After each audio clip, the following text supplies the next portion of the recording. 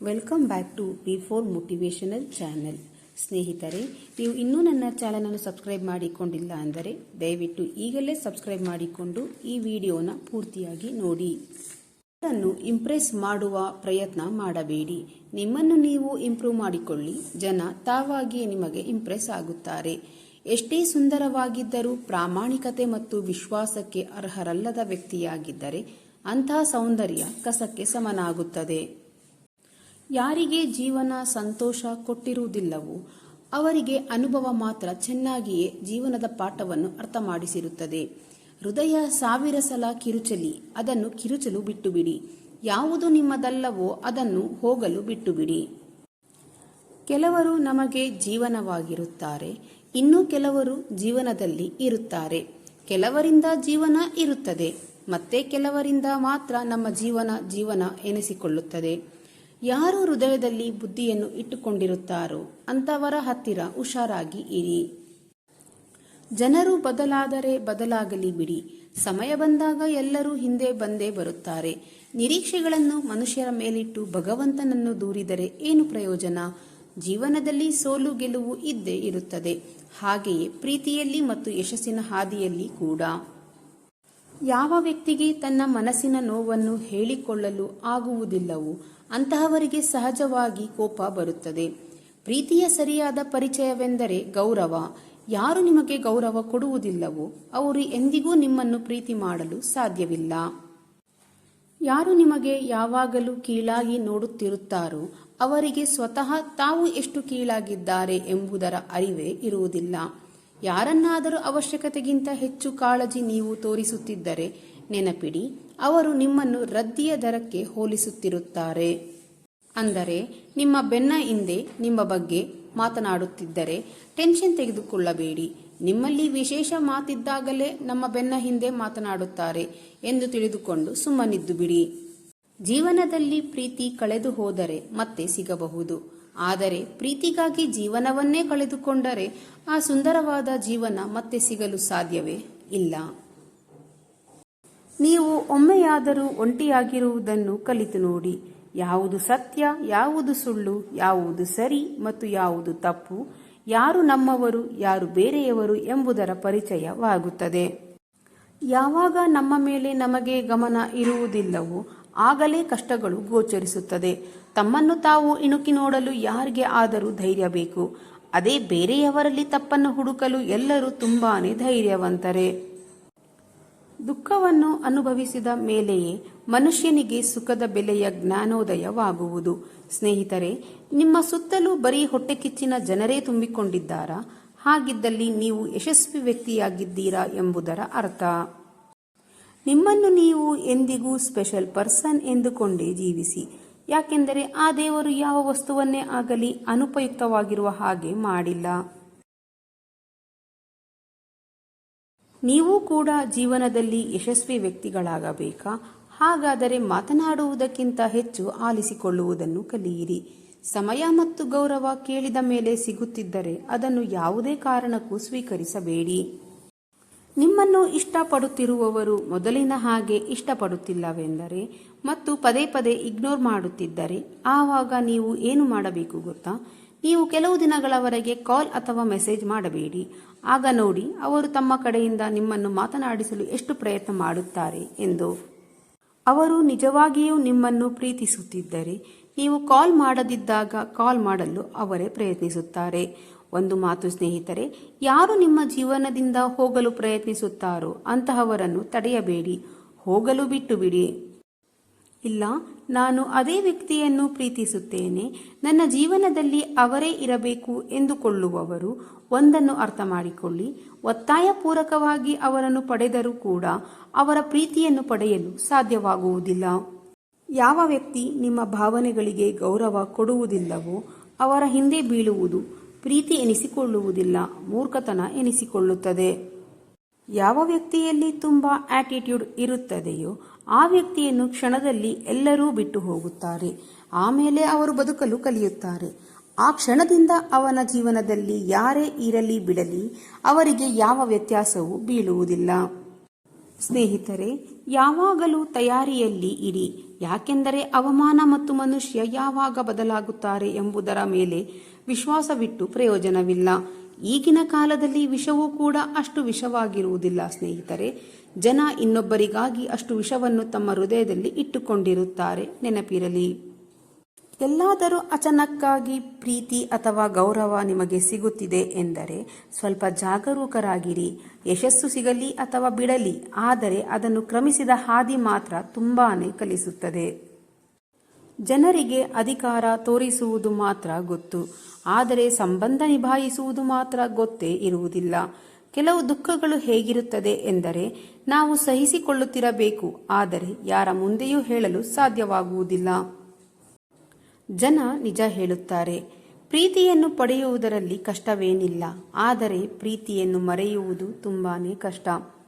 ಜನ ಹೇಳ್ತಾರೆ, ಪ್ರೀತಿಯನ್ನು ಮಾಡುವಾಗ ತುಂಬ ಯೋಚನೆ ಮಾಡಿ ಪ್ರೀತಿ ಮಾಡಬೇಕು ಎಂದು. ಆದರೆ ಅವರಿಗೇನು ಗೊತ್ತು, ಯೋಚನೆ ಮಾಡಿ ಕುತಂತ್ರ ಮಾಡಲಾಗುತ್ತದೆಯೇ ಹೊರತು ಪ್ರೀತಿಯನ್ನು ಅಲ್ಲ ಎಂದು. ಜೀವನ ಎಷ್ಟು ಸಾಧಾರಣವಾಗಿ ಇರುತ್ತದೆಯೋ ಒತ್ತಡವೂ ಅಷ್ಟೇ ಕಡಿಮೆ ಇರುತ್ತದೆ. ಸಮಯ ಎಂಬುದು ಕಿವುಡಲ್ಲ, ಬರೀ ಮೌನವಾಗಿರುತ್ತದೆ ಅಷ್ಟೇ. ಸಮಯ ಬಂದಾಗ ಯಾರಿಗೆ ಯಾರು ಎಂಬುದನ್ನು ತೋರಿಸುತ್ತದೆ. ಯಾವ ವ್ಯಕ್ತಿ ನಿಮ್ಮ ಕೆಟ್ಟ ಪರಿಸ್ಥಿತಿಯಲ್ಲಿ ನಿಮ್ಮ ಜೊತೆ ಇರಲಿಲ್ಲವೋ, ನಿಮ್ಮ ಒಳ್ಳೆ ಪರಿಸ್ಥಿತಿಯಲ್ಲಿ ನಿಮ್ಮ ಜೊತೆ ಇರಲು ಅವರಿಗೆ ಯಾವ ಯೋಗ್ಯತೆಯೂ ಇರುವುದಿಲ್ಲ. ಜೀವನದಲ್ಲಿ ಏನಾದರೂ ತಪ್ಪಾದರೆ ಹೆದರಬೇಡಿ, ಏಕೆಂದರೆ ಹಾಲು ಒಡೆದ ಮೇಲೆಯೇ ಜನ ಹೆದರುತ್ತಾರೆ. ಏಕೆಂದರೆ ಅವರಿಗೆ ಹಾಲು ಒಡೆದ ಮೇಲೆ ಅದರಿಂದ ಏನೇನು ಮಾಡಬಹುದು ಎಂಬುದು ಅವರಿಗೆ ತಿಳಿದಿರುವುದಿಲ್ಲ. ಬೇರೆಯವರಿಗೆ ಒಳ್ಳೆಯದನ್ನೇ ಬಯಸುವ ಮನುಷ್ಯ ಯಾವಾಗಲೂ ಹೆಚ್ಚು ಕಷ್ಟಗಳನ್ನು ಅನುಭವಿಸುತ್ತಾನೆ. ಕಾರಣ, ಫಲ ಕೊಡುವ ಮರಕ್ಕೆ ಯಾವಾಗಲೂ ಕಲ್ಲಿನಿಂದ ಹೊಡೆಯುವ ಜನರೇ ಹೆಚ್ಚು. ಸ್ನೇಹಿತರೆ, ನಿಮ್ಮ ಪೂರ್ತಿ ಸಮಯವನ್ನು ನಿಮ್ಮನ್ನು ನೀವು ಸೂಕ್ತ ವ್ಯಕ್ತಿಯನ್ನಾಗಿಸಲು ಇರಿಸಿ. ಯಾಕೆಂದರೆ ಈಗಿನ ಕಾಲದಲ್ಲಿ ಸಂಬಂಧಗಳು ವ್ಯಕ್ತಿಯೊಂದಿಗೆ ಅಲ್ಲ, ಸಂಪತ್ತಿನೊಂದಿಗೆ ಬೆಸೆಯುತ್ತದೆ. ಜೀವನ ಎಂಬ ಪಯಣ ಇಷ್ಟೇ ಪಾಠ ಕಲಿಸಿರುವುದು. ಆಶ್ರಯವನ್ನು ಯಾರೋ ಕೆಲವು ಜನ ಕೊಡುತ್ತಾರೆ, ಆದರೆ ಕಾಲು ಎಳೆಯಲು ಪ್ರತಿಯೊಬ್ಬರು ತಯಾರಾಗಿರುತ್ತಾರೆ. ಯಾರನ್ನಾದರೂ ನೆನಪಿಸುತ್ತಲೇ ಇರುವುದು ಎಂದರೆ ಒಳಗಿನಿಂದ ಸಾಯುತ್ತಿರುವುದು ಎಂದು ಅರ್ಥ. ಜೀವನದ ಪುಟದಲ್ಲಿ ತುಂಬಾ ಸುಂದರವಾದ ಪುಟವೆಂದರೆ ಅದುವೇ ತಾಯಿಯ ಮಮತೆ.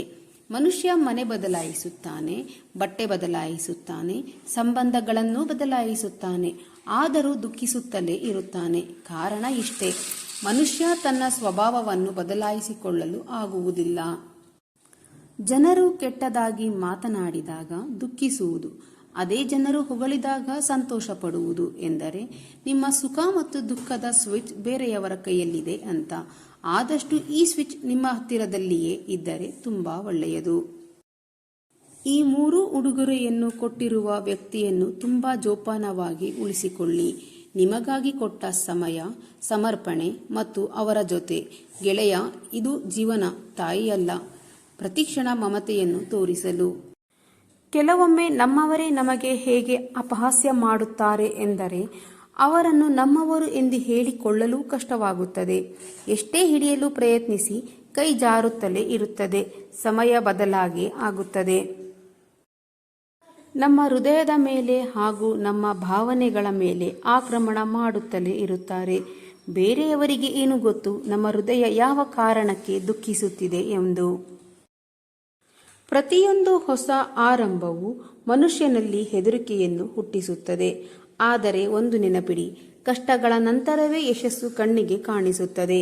ಮನುಷ್ಯ ಬೇರೆಯವರು ಮಾಡಿದ ತಪ್ಪುಗಳಿಂದ ಕಲಿತುಕೊಳ್ಳಬೇಕು. ಪ್ರತಿ ಸಲ ತಪ್ಪನ್ನು ಮಾಡಿ ಮಾಡಿ ಕಲಿಯಲು ಜೀವನ ಅಷ್ಟೊಂದು ಉಳಿದಿಲ್ಲ.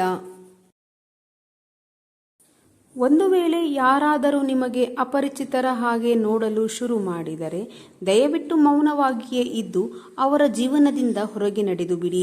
ಅವರವರ ನಿಯತ್ತಿಗೆ ತಕ್ಕಂತೆ ಅವರವರ ಕಥೆಗಳು ಇರುತ್ತದೆ. ಕೆಲವು ಜನರು ಹೇಳುತ್ತಾರೆ, ಸಮಯ ಹೋದಂತೆ ನೋವು ಕಡಿಮೆಯಾಗುತ್ತದೆ ಎಂದು. ನಿಜ ಹೇಳಬೇಕೆಂದರೆ ಆ ನೋವಿನೊಂದಿಗೆ ಮನುಷ್ಯ ಬದುಕಲು ಕಲಿತು ಬಿಡುತ್ತಾನೆ ಅಷ್ಟೇ. ನಿಮ್ಮ ಜೊತೆಯಾಗಿ ನಿಂತವರ ಜೊತೆಯಾಗಿ ನಿಲ್ಲಿ. ಯಾರು ನಿಮ್ಮನ್ನು ತ್ಯಾಗ ಮಾಡಿದ್ದಾರೋ ಅವರ ತ್ಯಾಗ ಮಾಡಿಬಿಡಿ. ಮಳೆ ಹನಿಗಳು ನೋಡಲು ಚಿಕ್ಕದಾಗಿದ್ದರೂ ಒಂದೇ ಸಮನೆ ಬೀಳುವುದರಿಂದ ನದಿಯಲ್ಲಿ ಪ್ರವಾಹವೇ ಉಂಟಾಗಿ ಬಿಡುತ್ತದೆ. ಹಾಗೆಯೇ ನಮ್ಮ ಸಣ್ಣ ಸಣ್ಣ ಪ್ರಯತ್ನಗಳು ನಮ್ಮ ಜೀವನದಲ್ಲಿ ದೊಡ್ಡ ಪರಿವರ್ತನೆಯನ್ನೇ ತರಬಲ್ಲದು. ಈ ಜಗತ್ತಿನಲ್ಲಿ ಮನಃಶಾಂತಿಗಿಂತ ಬೇರೆ ಯಾವ ಸಂಪತ್ತು ಇಲ್ಲ. ಮುಖ ಸುಂದರವಾಗಿದ್ದು ನಾಲಿಗೆ ಕಹಿಯಾಗಿದ್ದರೆ ಜನ ಮುಖ ತಿರುಗಿಸಿಕೊಂಡು ಹೋಗುತ್ತಾರೆ. ಯಾಕೆಂದರೆ ಮುಖದ ಸುಂದರತೆಗಿಂತ ನಾಲಿಗೆಯ ಸುಂದರತೆಗೆ ಹೆಚ್ಚು ಮಹತ್ವವಿದೆ. ಸುಂದರವಾದ ದೇಹಕ್ಕಿಂತ ಒಳ್ಳೆಯ ಸ್ವಭಾವಕ್ಕೆ ಮಹತ್ವವಿದೆ. ಸುಂದರವಾದ ದೇಹ ವಯಸ್ಸಾದಂತೆ ಬದಲಾಗುತ್ತಾ ಹೋಗುತ್ತದೆ. ಆದರೆ ಒಳ್ಳೆಯ ಸ್ವಭಾವ ಮಾತ್ರ ನಿಮ್ಮ ಜೀವನ ಪರ್ಯಂತ ನಿಮ್ಮ ಜೊತೆಯಾಗಿ ಇರುತ್ತದೆ. ಮಳೆಯ ನೀರಿನಲ್ಲಿ ಸ್ನಾನ ಮಾಡಲು ಒಂದು ದಿನವಷ್ಟೇ ಅವಲಂಬಿತರಾಗಿರಬಹುದು. ಆದರೆ ಪ್ರತಿದಿನ ಸ್ನಾನ ಮಾಡಲು ಮಳೆಯ ನೀರಿನ ಮೇಲೆ ಅವಲಂಬಿತವಾಗಲು ಸಾಧ್ಯವಿಲ್ಲ. ಅದೇ ರೀತಿ ಅದೃಷ್ಟದಿಂದ ಕೆಲವು ವಸ್ತುಗಳು ಸಲೀಸಾಗಿ ಸಿಗಬಹುದು. ಹಾಗಂತ ಅದೃಷ್ಟವನ್ನೇ ನಂಬಿಕೊಂಡು ಕೂರಲು ಸಾಧ್ಯವಿಲ್ಲ. ವಾಗ್ವಾದದಿಂದ ಯಾರನ್ನಾದರೂ ಗೆಲ್ಲುವುದಕ್ಕಿಂತ ಅವರನ್ನು ಮೌನದಿಂದಲೇ ಸೋಲಿಸಿ. ಯಾಕೆಂದರೆ ಯಾವಾಗಲೂ ನಿಮ್ಮೊಂದಿಗೆ ವಾಗ್ವಾದ ಮಾಡುವವರಿಗೆ ನಿಮ್ಮ ಮೌನವನ್ನು ಸಹಿಸಿಕೊಳ್ಳಲು ಸಾಧ್ಯವಿಲ್ಲ. ನಿಮ್ಮ ಅಧಿಕಾರಕ್ಕಾಗಿ ಅವಶ್ಯವಾಗಿ ಹೋರಾಡಿ. ಆದರೆ ಯಾವುದರ ಮೇಲೆ ನಿಮಗೆ ಅಧಿಕಾರವಿಲ್ಲವೋ ಅದರ ಮೋಹ ಮಾತ್ರ ಮಾಡಬೇಡಿ. ವಿಶ್ವಾಸವಿಲ್ಲದ ಪ್ರೇಮ ಸಂಭವವೂ ಇಲ್ಲ, ಪ್ರಾರ್ಥನೆಯ ಸಂಭವವೂ ಇಲ್ಲ. ಸಮಯದೊಂದಿಗೆ ಜೀವನವನ್ನು ಮುನ್ನಡೆಸಬೇಕು. ಇಲ್ಲ ಅಂದರೆ ನೆನಪುಗಳೇ ಜೀವನ ಪೂರ್ತಿ ನೋವನ್ನು ಕೊಡುತ್ತದೆ. ಗುರು ಮಾತು ದಾರಿ ಎರಡೂ ಒಂದೇ ಸಮನಾದ ಅರ್ಥವಾಗಿದೆ. ಯಾಕೆಂದರೆ ತಾವು ಇದ್ದಲ್ಲಿಯೇ ಇದ್ದು ಬೇರೆಯವರಿಗೆ ಅವರವರ ಗುರಿಯನ್ನು ಮುಟ್ಟಲು ಸಹಾಯ ಮಾಡುತ್ತದೆ. ಮುಖದ ಸೌಂದರ್ಯ ಕಣ್ಣಲ್ಲಿ ಉಳಿದರೆ ಸ್ವಭಾವದ ಸುಂದರತೆ ಹೃದಯದಲ್ಲಿ ಉಳಿಯುತ್ತದೆ.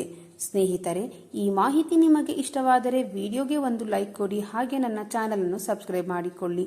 ಇದೇ ರೀತಿಯ ಮೋಟಿವೇಶನಲ್ ವಿಡಿಯೋದೊಂದಿಗೆ ಮುಂದಿನ ವಿಡಿಯೋದಲ್ಲಿ ಭೇಟಿಯಾಗೋಣ. ಧನ್ಯವಾದಗಳು.